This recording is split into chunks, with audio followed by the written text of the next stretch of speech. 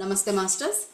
ఈరోజు మనం పరమగురువుల Supatham CW Leadbeater గారు రాసిన the master and the path తెలుగులో ట్రాన్స్లేట్ చేశారు మద్దాలి వెంకటాచలం గారు. అది మనం చదువుకుంటున్నాం. ఈరోజు మనం పరమగురువుల స్థూల శరీరాలు అనే 2వ చాప్టర్లోకి వెళ్ళాము. సో పరమగురువులు ఎప్పుడు సూక్ష్మ శరీరంలో ఉంటారు, వాళ్ళు ఎలా ఉంటారు, వాళ్ళ శక్తియుక్తులు ఏంటి, ఇవన్నీ తెలుసుకుంటూ ఉన్నాం కదా మనం మొదటి భాగంలో.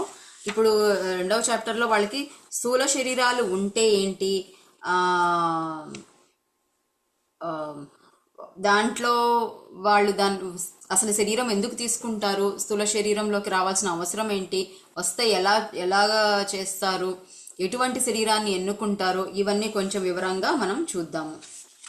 అండ్ ఆల్సో కొంతమంది మాస్టర్స్ని కూడా పరిచయం చేసుకుందాం. ఇక్కడ స్థూల శరీరాల రూపం.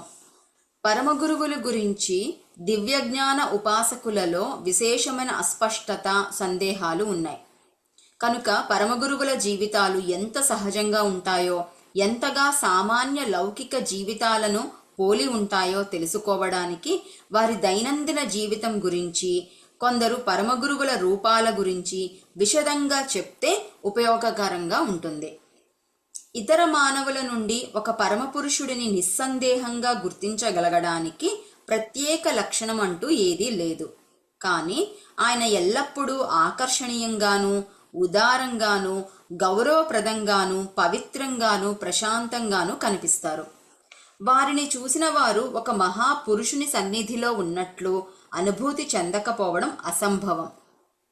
ఆయన ప్రోత్సహించడానికో, సహాయపడటానికో, హెచ్చరించడానికో ఏదో ఒక నిర్దిష్టమైన ఉద్దేశ్యం ఉన్నప్పుడు మాత్రమే మాటలాడే బలశాలి, మితభాషి అయినా ఆయన పరోపకార పరాయణత, అతి కోమలము, సరసమైన హాస్యరసము, ఇతరులను ఎవ్వరిని నొప్పించకుండా ఉండడమే కాకుండా వారి వారి జీవితాలలో ఉన్న కష్టాలను మరిచిపోయే ప్రియాతి ప్రియమైన హాస్యభావం కలిగిన వారు.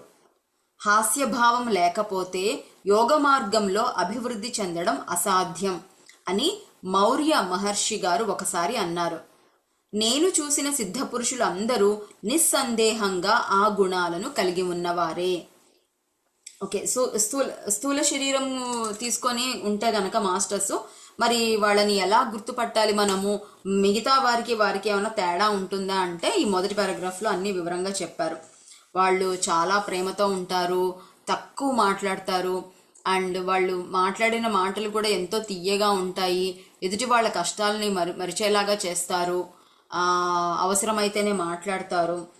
ఇట్లా ఎన్నో వాళ్ళ దగ్గరే ఉండిపోవాలి మనము అన్న భావనలు మన లోపల ఖచ్చితంగా. ఎలా అంటే మనం గనక వారి దగ్గరికి వెళ్ళామంటే ఖచ్చితంగా వీళ్ళు ఏదో దివ్య పురుషులు, వీళ్ళలో ఏదో శక్తి ఉంది, తేజస్సు ఉంది అని మనకు తెలిసి తీరుతుంది అన్నారన్నమాట. తెలియకపోవడం అనేది ఉండదు అని చెప్పారు.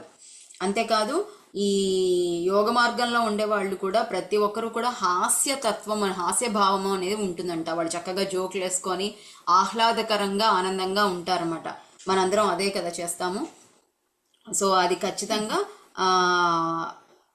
లేకపోతే అది అభివృద్ధి చెందడం, యోగ మార్గంలో అభివృద్ధి చెందడం అనేది అసాధ్యం అని మౌర్య మహర్షి చెప్పారు అని చెప్తున్నారు లెడ్బీటర్ గారు. ఆయన ఏమన్నారంటే ఈ క్వాలిటీస్ అన్నీ కూడా లెడ్బీటర్ గారు చూసిన పరమగురువులలో ఉన్నాయి అని చెప్తున్నారు. అండ్ ఇంతకీ మనం గుర్తు చేసుకుంటున్నాం ఏంటంటే లెడ్బీటర్ గారు పరమగురువుల సుపథం అని ఈ పుస్తకం చదువుతున్నాం కదా, పరమగురువుల గురించి చెప్తున్నారు అన్నమాట. మొత్తం వివరంగా వారి యొక్క ప్రతి ఒక్క కదలికలు, ప్రతి ఒక్క సంకల్పాలు అన్ని గురించి మనం తెలుసుకుంటున్నాం. పరమగురువులు ఎందుకు ఉంటారు, ఎలా ఉంటారు అని ఈయన చెప్పడానికి ముందు కొన్ని ఎగ్జాంపుల్స్తో చెప్తున్నారు అన్నమాట. అప్పుడైతే ఇంకా బాగా మనం అర్థం చేసుకోవచ్చు అనేసి. అండ్ లెడ్బీటర్ గారు భారతదేశానికి వచ్చి ఎంతో మంది పరమగురువులని ఆయన చూశారు, మాట్లాడారు, వాళ్ళతో సాన్నిహిత్యంగా ఉన్నారనమాట. Okay, next. పరమగురువులు అనేక మంది ఎంతో రూపవంతులు. ఎందుకంటే వారు ఆరోగ్య నియమాలను పాటించడం వలన వారి స్థూల శరీరాలు పరిపూర్ణ సౌష్ఠవం కలిగి ఉన్నాయి అని అనవచ్చు. ఇంకా అన్నింటికీ మించి వారు ఏ విషయం పట్ల ఎప్పుడు చికాకు పడరు. వారి చెడు కర్మ అంతా చిరకాలం క్రిందటే హరించిపోయింది. అంచేత వారి స్థూల శరీరం భూలోక పరిస్థితులలో పరిపూర్ణంగా వ్యక్తమవుతూ ఉంటుంది. కనుక పరమపురుషుని ప్రస్తుత శరీరం సామాన్యంగా అద్భుత సౌందర్యంతో మెరిసిపోతూ ఉండడమే కాకుండా దానిలో మార్పు చేయవలసినది ఏమీ లేకపోవడం వలన ఆయన తరువాత ఎప్పుడైనా జన్మించవలసి వచ్చినప్పుడు ధరించే శరీరం ఆయన జాతి మరియు వంశం యొక్క విశిష్ట లక్షణాలను కలిగి ఉండడం తప్ప మిగిలిన విషయాలలో ప్రస్తుత శరీరానికి సరాసరి ప్రతిబింబంగా ఉంటుంది. ఇంట్రెస్టింగ్ టాపిక్, చూద్దాం. వారు కర్మరహితులవ్వడం వల్ల ఏదేని కారణాల వల్ల కొత్త శరీరాలను ధరించాలి అనుకున్నప్పుడు వారి కార్యనిర్వహణకు అనుగుణమైన దేశంలో కానీ జాతిలో కానీ సంపూర్ణ సర్వస్వతంత్రులుగా ఉంటారు. అందువల్ల వారు ఏ సమయంలోనైనా శరీరం ధరించడం సంభవించినప్పుడు వారికి శరీరాల జాతి విలక్షణాలు అంత ముఖ్యం కాదు. ఓకే, సో ఇంకా వీళ్ళ గురించి ఏంటి అంటే వాళ్ళు చికాకు పడరు. ఎందుకు అంటే వాళ్ళకి డిటాచ్మెంట్లో ఉంటారు పూర్తిగా కూడా. అంతేకాదు వాళ్ళకి నేర్చుకోవలసినవి అంటూ ఏమీ లేవు, అంతా సంపూర్ణంగా పరిపూర్ణంగా ఉన్నారు వాళ్ళు. కాబట్టి నేర్చుకోవాల్సినవి బంధాలు ఇవన్నీ ఏమి లేవు కాబట్టి, నెగటివ్ కర్మలు కానీ ఏదన్నా సంథింగ్ లెసన్స్ ఏమి లేవు కాబట్టి వారు పరిపూర్ణంగా దివ్య తేజస్సుతో ఉన్నారనమాట, సంపూర్ణ ఆరోగ్యంతో ఉన్నారు. ఇప్పుడు ఫర్ ఎగ్జాంపుల్ నాకు పూర్వజన్మలో ఎవరినో కాలు ఎరగొట్టాను కాబట్టి ఈ జన్మలో నేను కాలు యొక్క గొప్పతనం తెలుసుకోవాలి, కాలు యొక్క ఇంపార్టెన్స్ అనేది తెలుసుకోవాలి, ఈ సృష్టిలో కాలు యొక్క ప్రత్యేకత గురించి నేను తెలుసుకోవాలి. కాబట్టి ఈ జన్మలో కాలు లేకుండా పుట్టచ్చు. కానీ వీరు అన్నీ పూర్తి చేసేసుకున్నారు, అన్నీ తెలుసుకున్నారు కాబట్టి అది ఎప్పుడో కూడా పూర్తయిపోయింది, ఎన్నో జన్మల క్రితం వెళ్ళిపోయింది. కాబట్టి వీళ్ళు పరిపూర్ణులుగా ఉన్నారనమాట. చాలా అద్భుతమైన సౌందర్యంతో, మంచి చర్మము అంతా ఒక దివ్యంగా ఉంటారు వాళ్ళు చూసినప్పుడు. సాయిబాబాని గురించి కూడా బిగినింగ్లో ఆయన 16 ఏళ్ల వయసులో ఆయన కనిపించినప్పుడు ఆ ఊర్లో ఎంత సౌందర్యవంతుడినా, ఎంత అందంగా ఉన్నాడు, చూస్తూనే ఉండాలనిపించింది కుర్రవాడిని అని అక్కడ ఉండేవాళ్ళు, గ్రామంలో ఉండేవాళ్ళు అన్నారు అని అనుకునేవాళ్ళు అని చదివాను నేను పుస్తకంలో. వాళ్ళంతా చక్కగా అందంగా ఉంటారు. అండ్ ఇంకా ముఖ్యమైన విషయం ఏంటంటే వాళ్ళు సరే ఏ దేశంలో పుడతారు, ఏ భాషలో పుడతారు, ఏ జాతిలో పుడతారు అనేవన్నీ కూడా వాళ్ళు ఏ పని నిర్వర్తించడానికి భూమి మీదకి జన్మ తీసుకొని రావాలనుకుంటున్నారో లేదా భూమి మీద జస్ట్ ప్రత్యక్షం అవ్వాలనుకుంటున్నారో దాన్ని బేస్ చేసుకొని ఉంటుంది. ఏ కాలంలో 1700, 2000, BCSE అన్ని ఎప్పుడైనా సరే ఒకటే అంతా నడుస్తుంటుంది అని అనుకున్నాం కదా. సో ఏ క్షణంలో ఎక్కడ ఉండాలి అనేది దాన్ని బేస్ చేసుకుని వాళ్ళ రూపాన్ని తీసుకుంటారు, స్త్రీనా పురుషుడా పొడుగా అనేది అంతా. అయితే ఇంకా ఏం చెప్తున్నారంటే ఒక ముఖ్యమైన భాగం మొదటిసారి తెలుసుకుంటున్నాను నేను ఇది. సో నేర్చుకోవాల్సిన లెసన్స్ ఏమీ లేవు కాబట్టి పరిపూర్ణంగా ఉంటారు. అండ్ ఏ పని చేయాలనుకుంటున్నారో దానికి తగ్గట్టుగా ఆ ప్రాంతం వాసులు, ఇప్పుడు చైనాలో పుట్టాలి అనుకుంటే ఆ చైనా వాసులకి తగ్గట్టుగా ఆ రూపురేఖలు వాళ్ళు తెచ్చుకుంటారు. లేదంటే సర్వస్వతంత్రులుగా కూడా ఉండవచ్చు. అంటే వాళ్ళు పుట్టిన జాతి దేశానికి సంబంధం లేకుండా కూడా వాళ్ళ రూపురేఖలు ఉండే అవకాశం ఉంది, స్వతంత్రులు కాబట్టి. అయితే కొత్త పాయింట్ ఏంటి ఇక్కడ అంటే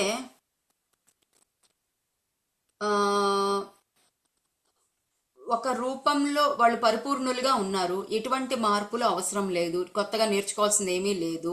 కాబట్టి వాళ్ళు ఏ జన్మ అయితే తీసుకోవాలి అనుకుంటున్నారో ఆ వంశము, ఆ జాతి, ఆ యొక్క లక్షణాలని కలిగి ఉండడం తప్ప వారికి వేరే ప్రత్యేకంగా ఇది కావాలి ఇది వద్దు అనేది ఏమీ లేదనమాట.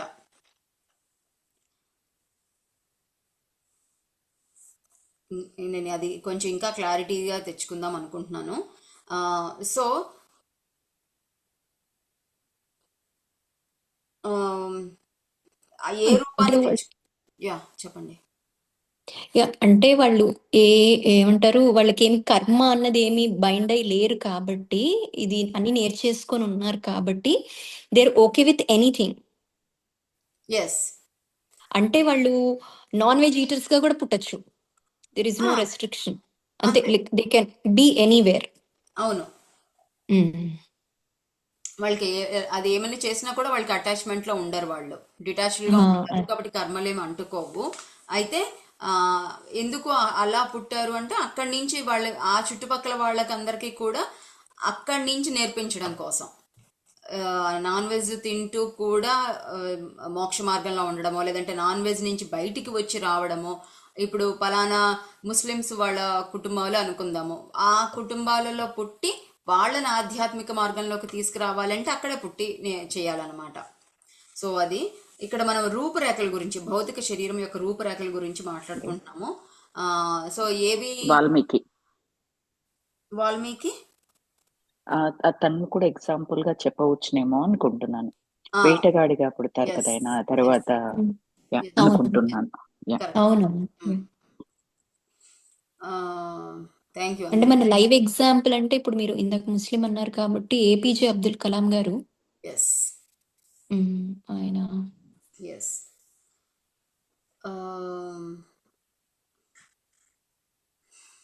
ఓకే. యా, మనకి అవన్నీ ఎగ్జాంపుల్స్.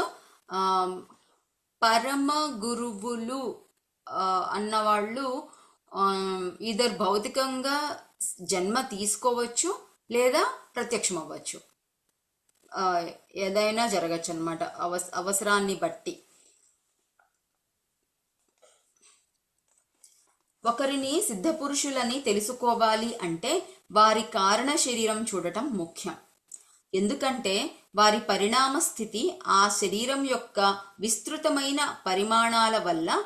దృశ్య అదృశ్య మానవుడు అన్న పుస్తకంలో 26వ చిత్రంలోని అర్హత యొక్క కారణ శరీరంలో కొంతవరకు సూచించబడిన ప్రకారం ఏక కేంద్ర గోళాలుగా చక్కగా అమర్చబడిన రంగులుగా స్పష్టంగా ఉంటుంది. ఓకే. సో ఇది ఇది మామూలు వాళ్ళు మనం చెయ్యలేము.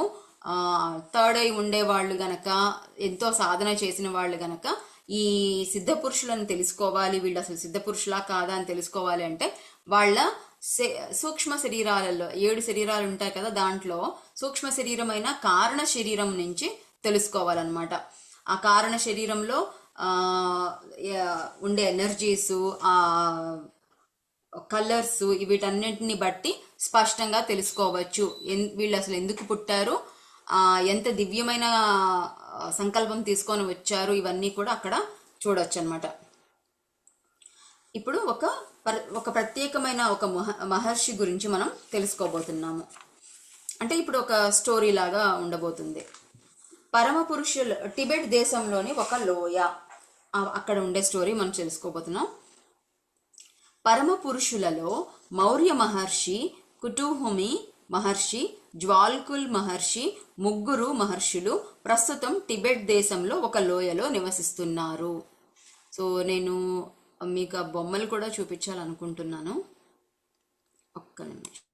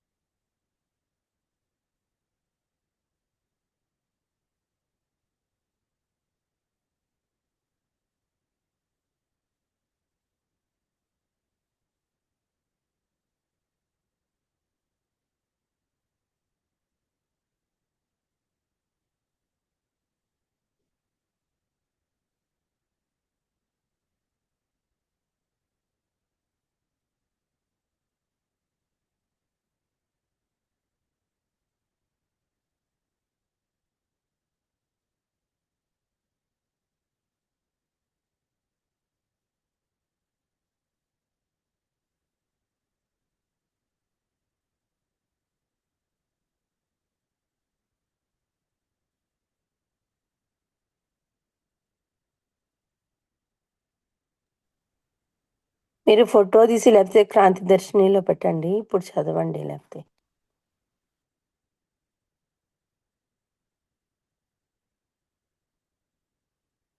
ఓకే, ఏం లేదు, నేను జస్ట్ అది గూగుల్లో ఇమేజెస్ అన్నీ పెట్టాను. సో నేను షేర్ చేస్తున్నాను. యా, ఈయనని కనిపిస్తుంది కదా, ఈయన జ్వాల్కుల్ మహర్షి అన్నమాట. ముగ్గురు ఇంపార్టెంట్ ఈ మన ఈ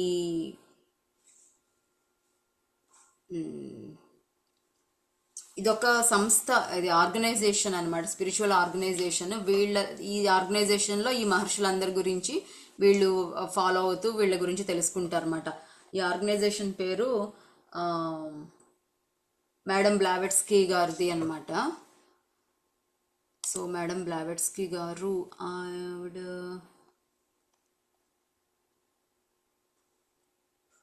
థియోసాఫికల్ సొసైటీ, ఎస్, థియోసాఫికల్ సొసైటీకి సంబంధించిన వాళ్ళు అలా అని దానికి మాత్రమే సంబంధించిన వాళ్ళు కాదు కాబట్టి. కానీ లెడ్ బీటర్ గారు ఈ థియోసాఫికల్ సొసైటీలో ఉన్నారన్నమాట. అందుకని అక్కడ ఉండే మాస్టర్స్ అందరి గురించి చెప్తున్నారు.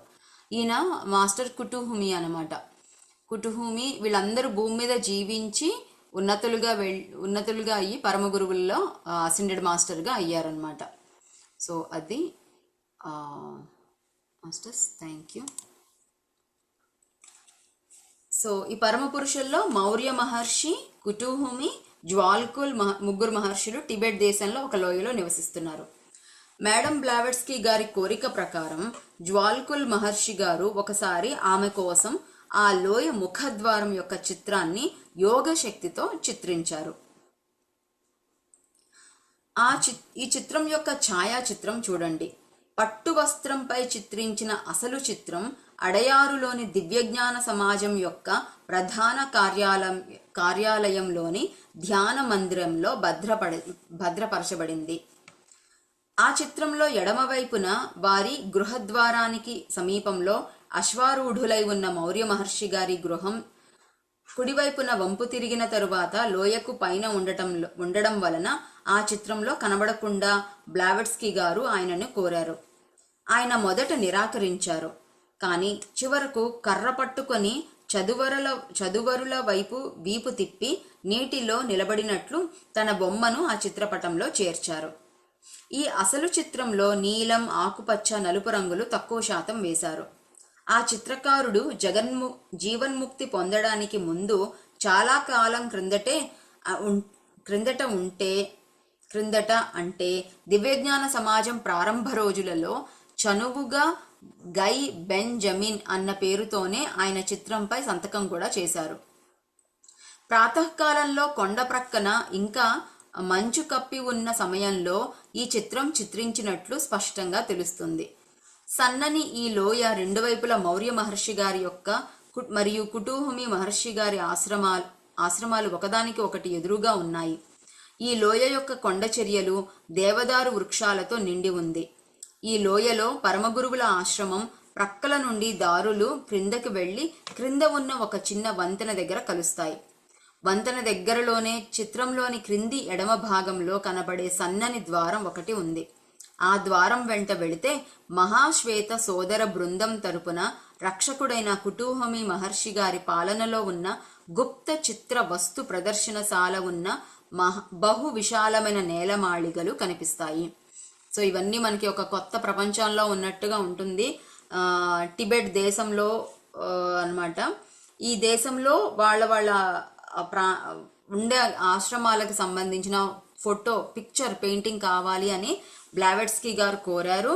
అప్పుడు జ్వాల్కుల్ మహర్షి గారు దాన్ని అప్పటికప్పుడు యోగ శక్తితో చిత్రించారనమాట. అండ్ ఆ చిత్రంలో కొన్ని కావాలి, కొన్ని మార్పులు చేయాలి అని మేడం బ్లావెట్స్కీ గారు అడిగితే మొత్తం మీద జ్వాల్కుల్ గారు మీరు కూడా ఆ చిత్రంలో ఉండాలి అన్నప్పుడు మొత్తం మీద ఆయన ఒప్పుకొని వెనక వైపు, వీపు వైపు మాత్రమే కనిపించేటట్టు ఆయన తనని తాను మళ్ళీ చిత్రించారన్నమాట ఆ చిత్రంలో. అండ్ ఆ బొమ్మ ఇప్పటికీ కూడా మద్రాసులోని అడయార్లో ఆ పెయింటింగ్ అనేది ఉంది అని చెప్తున్నారు. ఇంకా వివరంగా చెప్పారు మనకి, ఆశ్రమాలు ఎక్కడున్నాయి, ఒకదాని పక్కన ఒకటి ఉన్నాయి, ఇవన్నీ కూడా చెప్పారు. ఈ ప్రదర్శనశాలలోని వస్తువులు ఎన్నో రకాలైనవి. వీటిని చూసినప్పుడు యావత్ పరిణామ విధానానికి నిదర్శనాలుగా, వాటిని ప్రదర్శించడానికి ఉద్దేశించినట్లుగా కనిపిస్తాయి. దీనికి నిదర్శనంగా కాళ్ళు వదులుగా ఉండే రాక్షసుల వంటి లెమోరియా ఖండవాసుల నుండి అంతకన్నా తక్కువ మానవత్వం పొందిన జాతులలో మిగిలి ఉండి మరుగుజ్జులైన ప్రజల వరకు ఈ భూగోళం పైన పుట్టిన ప్రతి మానవ జాతి యొక్క రూపాన్ని యథాతథంగా తెలిపే విగ్రహాలు అక్కడ ఉన్నాయి. భూమి యొక్క పై భాగంలో కలిగే మార్పులు అన్నీ, దానిలో ఎక్కువ మార్పులు కలిగించిన మహాప్రళయాలకు పూర్వం తరువాత కూడా ఉన్న పరిస్థితులన్నీ ఎగుడు దిగుడుగా కనిపించే నమూనాలపై చక్కగా రూపొందించబడ్డాయి. ప్రపంచంలోని అనేక మానవ జాతుల వలసలు బ్రహ్మాండమైన పటంలో ప్రదర్శించబడ్డాయి. వారి వారి జన్మస్థానాల నుండే ఏ జాతి ఎంత దూరం వ్యాపించిందో నిర్దిష్టంగా ఆ పటంలో కనబడుతుంది. మనం అందరం ఈ పటము, ప్రపంచ పటం అనేది ఒకటి చూస్తున్నాం కదా, ఇది ఒక ప్రదర్శనశాలలో ఉంది. అది కూడా ఎక్కడుంది అంటే సూక్ష్మ లోకంలో ఉంది అని నేను అర్థం చేసుకుంటున్నాను. ఇది బయటికి కనిపించేది కాదు, ఒక లోయలో పరమ గురువుల ఆశ్రమంలో ఉన్నాయన్నమాట ఇవన్నీ కూడా. ఆ దారులు, ఈ ప్రదర్శనశాల, ఇవన్నీ దాని గురించి అక్కడ చెప్తున్నారు. అక్కడేముందో బహుశా మనం దివ్య దృష్టితో ఇవన్నీ చూడొచ్చు. అక్కడ ఈ ప్రపంచంలో మానవాళి వారి యొక్క ఎదుగుదల అన్నీ కూడా వివరంగా రాసి ఉందన్నమాట. బొమ్మలతో సహా వేసి ఉంది. తర్వాత ఇప్పుడు ఒక జాతి అంటే ఒక హిందూ జాతి, ఒక మతము, ఏదైనా ఒక ప్రాంతం, వాళ్ళందరూ ఎక్కడెక్కడికి వెళ్తున్నారు, ఎలా వెళ్తున్నారు, ఏ మార్పులు జరుగుతున్నాయి, అక్కడికి వాళ్ళు వెళ్ళిన తర్వాత ఏమేమి జరుగుతున్నాయి, ఇవన్నీ కూడా అక్కడ వివరంగా ఉంది ఆ పటంలో. అలాగే ప్రపంచంలోని వేరువేరు మతాలన్నీ ఎక్కడెక్కడ స్థాపించబడ్డాయో, అక్కడ పరిశుద్ధంగా ఆచరణలో ఉన్నాయో, ఎక్కడకు వ్యాపించాయో, ఇతర మత విశేషాల వలన ఎక్కడ ఎలా సంకరాలై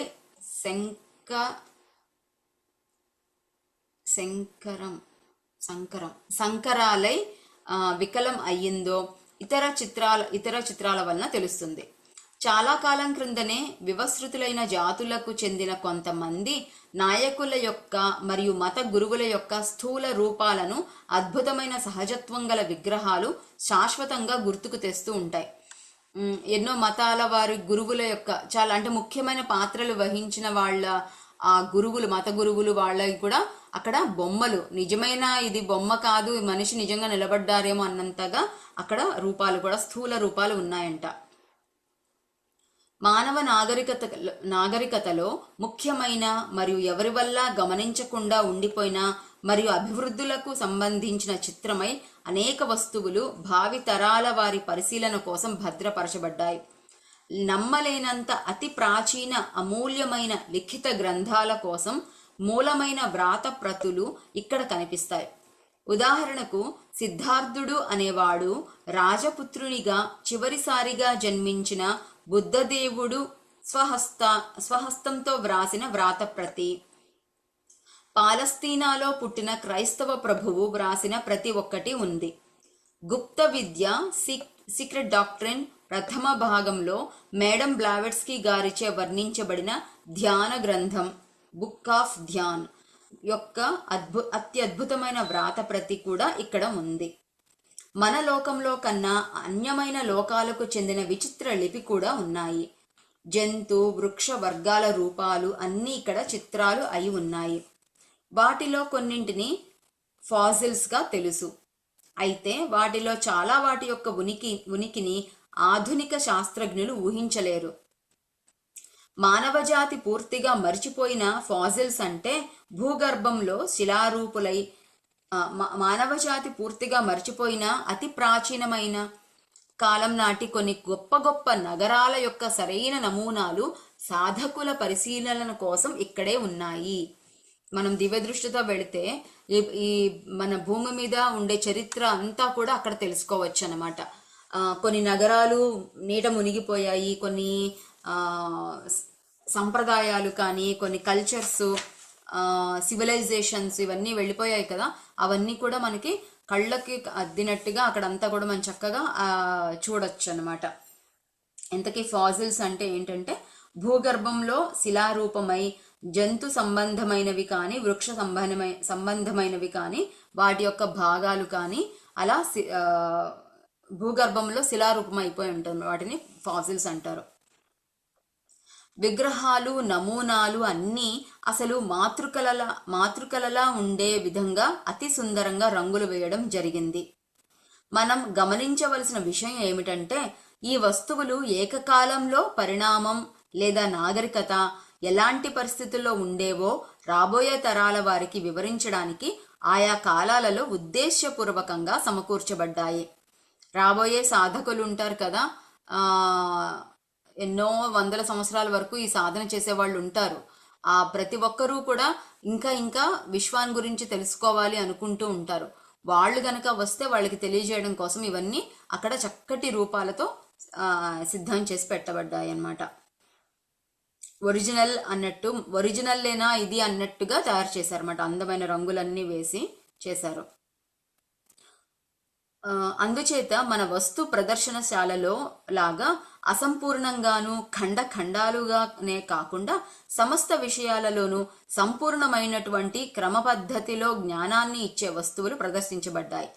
ఎన్నో రకాల నాగరిక జాతులు నిర్మించిన అనేక రకాలైన యంత్రాల నమూనాలు కూడా అక్కడ ఉన్నాయి.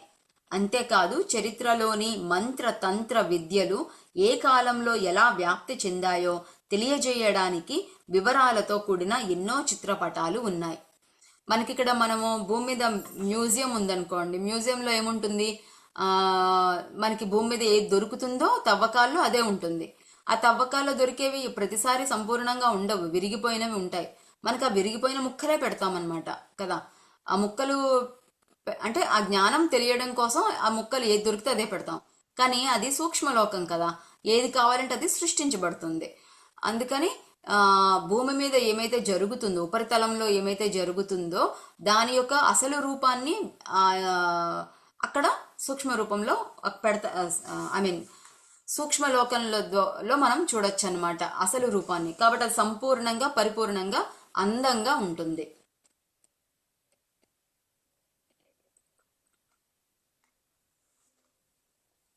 అంతేకాదు ఇది మొత్తం సమగ్రమైన నాలెడ్జ్ కదా. మంత్ర విద్యలు, తంత్ర విద్యలు, అన్ని రకాల విద్యలు, ఎక్కడెక్కడ ఏమేం పుట్టాయి, ఏమేం జాతులు, అన్ని సమస్తం ఇన్ఫర్మేషన్ అక్కడ ఉంటుందన్నమాట. విశాలమైన ఈ చావిళ్లకు తీసుకువెళ్లే మార్గంలో మౌర్య కుటుహూమి మహర్షుల దగ్గర అప్పటికే పరీక్ష యాత్రావస్థలో ఉన్న సజీవ ప్రతిమలు ఉన్నాయి. వీటి గురించి ముందు ముందు వివరిస్తాను. ఈ ప్రతిమలు అన్నీ శిలా విగ్రహాలుగానే గోడల చుట్టూ వరుసగా అమర్చబడ్డాయి. అవి ఆ శిష్యుల రూపాలను పోలినట్లున్న ప్రతిరూపాలు.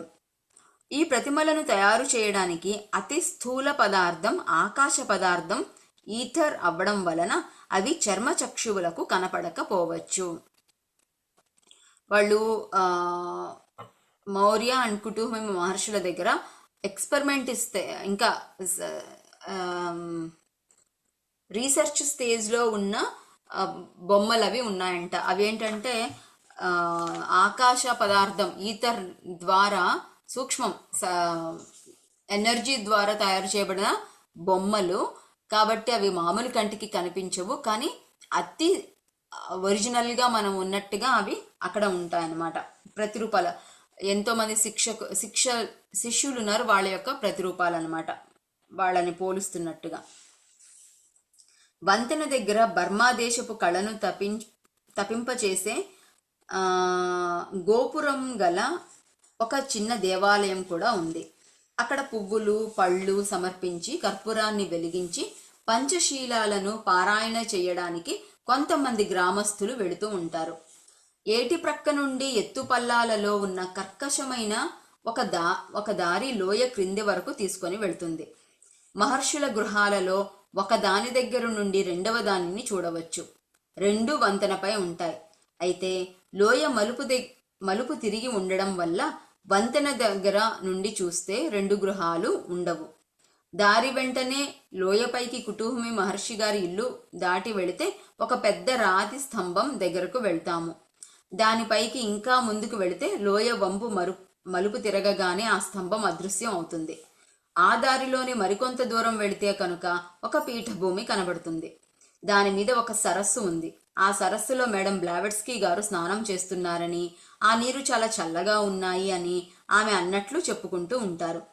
ఆ లోయ చక్కగా మరుగుతో దక్షిణముఖంగా ఉంటుంది. శీతాకాలంలో పరిసర ప్రాంతం మంచుతో నిండి ఉన్న మహర్షుల నివాసాల దగ్గర కూడా మంచును చూసినట్లు నాకు గుర్తులేదు. ఈ ఇళ్ళు చాలా దృక్పథంగాను బలంగాను కట్టబడి ఉన్నాయి. ఇవన్నీ సూక్ష్మలోకాల్లో హిమాలయాల దగ్గర టిబెట్లో జరుగుతున్న ఒక లోయ అనమాట. అక్కడ ఉంది. ఈ పుస్తకం చాలా పెద్దది, 400 పేజీలో ఇంకా ఎక్కువే ఉన్నాయి, 500 పేజీల పైన ఉన్నాయి. కాబట్టి ఆయన అన్ని వివరంగా ఆ మలుపులు గట్రా అన్నీ కూడా వివరంగా రాశారు. ఐ థింక్ మనం కొంచెం టూకీగా చెప్పుకోవచ్చేమో అని అనుకుంటున్నాను. ఇవి మనం చర్మచక్షువులతో కనిపించవు, కానీ అదే యాస్ట్రల్ ట్రావెల్లో ఎవరన్నా వెళ్ళి చూడొచ్చు. ఇప్పుడు మనము వాళ్ళ ఇళ్ళు అవన్నీ ఎక్కడెక్కడ ఉన్నాయి అనేసి, ఎటువైపు వెళ్ళాలి, రోడ్డు ఎటు తిరగాలి, ఇవన్నీ కూడా చూసాం కదా. ఇప్పుడు కుటూహమి మహర్షి గారి ఇల్లు గురించి చెప్తున్నారన్నమాట. అది లిటరల్లీ ఏ ఒక స్తంభాలు, గదులు, గోడలు అన్నట్టుగా చెప్పారు. కొంచెం ఒకసారి పైన వాళ్ళ ఇంటికి వెళ్ళేసొద్దాం. కుటూహమి మహర్షి గారి ఇంటి మధ్యలో నడవ ఒకటి ఉండడం వల్ల ఆ ఇల్లు 2 భాగాలుగా విభాగమైంది. ఇంగ్లీషు పుస్తకంలో చిత్రాన్ని చూసినట్లయితే ఇంటి యొక్క దక్షిణ వైపు సగభాగం యొక్క నమూనా కనబడుతుంది. ఆ నడవలోకి ప్రవేశించగానే కుడి చేతి వైపు మొదటి ద్వారం. ఓకే, ఇది ఎలా అనిపిస్తుంది అంటే నాకు చాగంటి గారు ఒకసారి తిరుమల యాత్ర అన్నట్టు చూపించారనమాట. మాటలతోనే ఇలా తిరగండి, తలపైకెత్తండి, అక్కడ ఇది ఉంది అది ఉంది అన్నట్టు చెప్పారు. బహుశా ఇది కూడా అలాగే ఉంది అనుకుంటున్నాను. అంతేకాదు ఈయన లెడ్ బీటర్ గారు సూక్ష్మయానంలోనే ఇదంతా చూసి వాళ్ళ ఇల్లంతా ఇలా ఉంది అని చెప్తున్నట్టు నాకు అనిపిస్తుంది. నడవలోకి ప్రవేశించగానే కుడి చేతి వైపు మొదటి ద్వారం మన పరమగురువు సాధారణంగా కూర్చునే గదిలోకి వెళుతుంది. అదే ఆ ఇంటిలోని ముఖ్యమైన గది.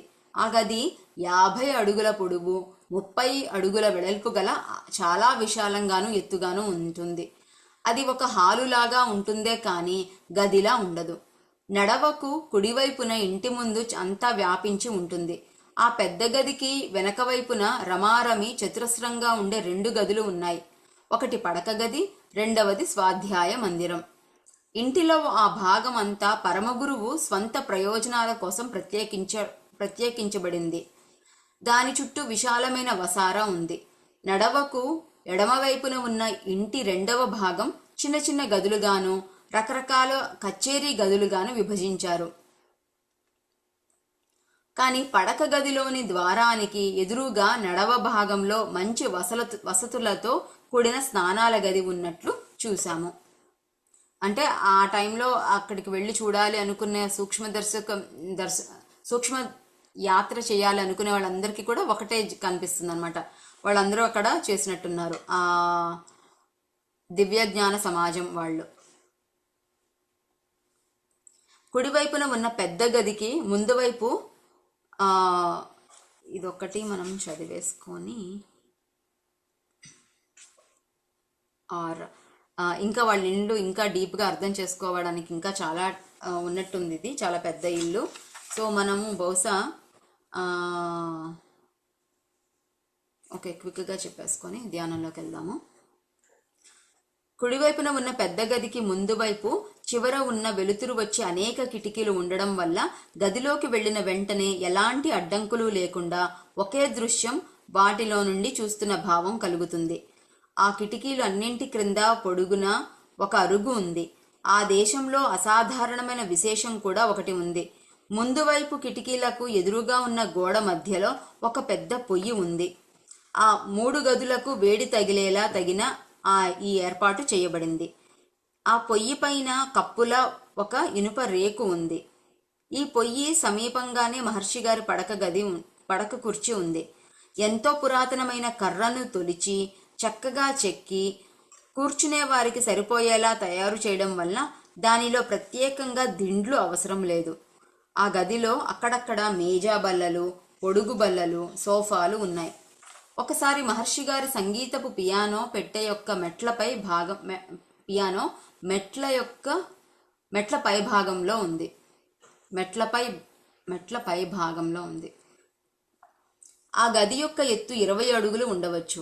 చక్కని నగిశీలతో చెక్కిన దూలాలతో సరంబి అంతా దీర్ఘ చతురస్రాకారంగా విభజించబడి దూలాలు కలిపిన ప్రతి చోట అలంకృతమైన జడలు వేలాడుతూ ఉండడం వల్ల అతి మనోహరంగా కనిపిస్తుంది. ఇంచుమించు గోతిక్ పద్ధతిని పోలి ఉండి మధ్యలో ఒక స్తంభం ఉండి అద్దాలు ఏమీ లేని కిటికీ పడక గదిలోకి మరి ఒకటి పఠన మందిరంలోకి తెరుచుకుంటుంది. పడక గది అతి సామాన్యంగా ఉండేది. ఒకటి సింహ తటాలంలాగాను రెండవది గజ తటాలంగాను చెక్కబడి చక్కగా నగిషీ చేయబడిన 2 కర్రదిమ్మలు గోడలో బిగించబడి ఉంది. ఆ రెండింటి మధ్య ఉయ్యాలలా ఊగే సామాన్య పానుపు ఒకటి అమర్చబడి ఉంది. అవసరం లేనప్పుడు పానుపును గోడకు మడిచివేయవచ్చు. నాకు కొంచెం కన్ఫ్యూజింగ్గా ఉంది. ఇంత వివరంగా సూక్ష్మ శరీరం అంటే పరమగురువుల గృహాలలో ఇవన్నీ ఎందుకు ఉండాలి ఫర్నిచరు అనేది ఆలోచిస్తున్నాను. బహుశా నిజంగా వాళ్ళు జీవించి ఉండేటప్పుడు ఏమన్నా ఉందా ఇవన్నీ నాకు క్వశ్చన్ వస్తుంది. మీకు ఏమన్నా అర్థమైతే నాకు చెప్పండి. Okay, next. పఠన మందిరం వేలాది గ్రంథాలతో ఎంతో రమ్యంగా ఉంటుంది. గోడలలో 2 బీరువాలు ఉన్నాయి. వాటిలో అనేక భాషలలో వ్రాసిన ఎన్నో గ్రంథాలు ఉన్నాయి. ఆధునిక యూరోపియన్ గ్రంథాలు కూడా కొన్ని ఉన్నాయి. పరమగురువు బహుభాషా విజ్ఞాని, ఆంగ్ల భాషలో ప్రావీణ్యత గల గొప్ప విద్వాంసులు. అంతేకాదు ఫ్రెంచ్, జర్మన్ భాషలలో సంపూర్ణ జ్ఞానం ఉంది. మహర్షి గారి శిష్యులలో ఒకరు బహుకరించిన టైప్ రైటర్ ఒకటి గ్రంథాలయంలో ఉంది. పరమగురువుల కుటుంబం గురించి నాకు తెలిసింది చాలా తక్కువ. ఒక స్త్రీమూర్తి, శిష్యురాలు, ఆమెను సోదరి అని ఆయన పిలిచేవారు. నిజంగా ఆమె సోదరి అవునో కాదో నాకు తెలియదు. దాయాది కానీ మేనకోడలు కానీ అయి ఉండవచ్చు. వయస్సులో ఆయన కన్నా పెద్దావిడలా కనిపిస్తారు. అంత మాత్రం చేత బాంధవ్యం ఉంది అని కాదు. ఏం చేతంటే చాలా కాలం నుండి ఒకే వయస్సు గల వారిలా ఆయన కనబడుతున్నారు. కొంతవరకు ఆమె ఆయన పోలికలతో ఉంటారు. మా సమావేశాల సమయంలో 1-2 సార్లు ఆమె కూడా వచ్చి మాతో కూర్చునేది. అయితే ఆమె ముఖ్యమైన పని గృహ నిర్వహణ, నౌకరులతో పని చేయించడం మాత్రమే. సేవకులలో పరమగురువు గారిని చాలా కాలం నుండి సేవించే ఒక వృద్ధుడు, అతని భార్య ఉన్నారు. వారు తమ యజమాని యొక్క నిజ స్వరూపం ఏమీ ఎరుగరు. వారు ఆయనను చాలా శాంతము, దయ, ఔదార్యం ఉన్న పోషకుడని అనుకుంటారు. వారు ఆయన దగ్గర సేవ చేస్తూ ఉండడం వల్ల చాలా లాభాన్ని పొందుతున్నారు. ఓకే, ఇక్కడితో ఈరోజు మనం ముగిద్దాము. ఎంతో ఆ ఇంటిని మొత్తం వివరంగా, ఇంట్లో ఎవరెవరు ఉంటారు వివరాలన్నీ చెప్పారు. ఆ ఇల్లు ఎన్ని భాగాలు ఉన్నాయి, కుటుంబమే గారి ఇంటి గురించి. ఓకే, తర్వాత భాగంలో మనము పరమగురువుల కార్యకలాపాలు, వాళ్ళు పొద్దున్న లేచినప్పటి నుంచి ఏం చేస్తూ ఉంటారు అవన్నీ కూడా మనం తెలుసుకుందాము. Okay masters, thank you. మనం కాసేపు ధ్యానం చేద్దాము.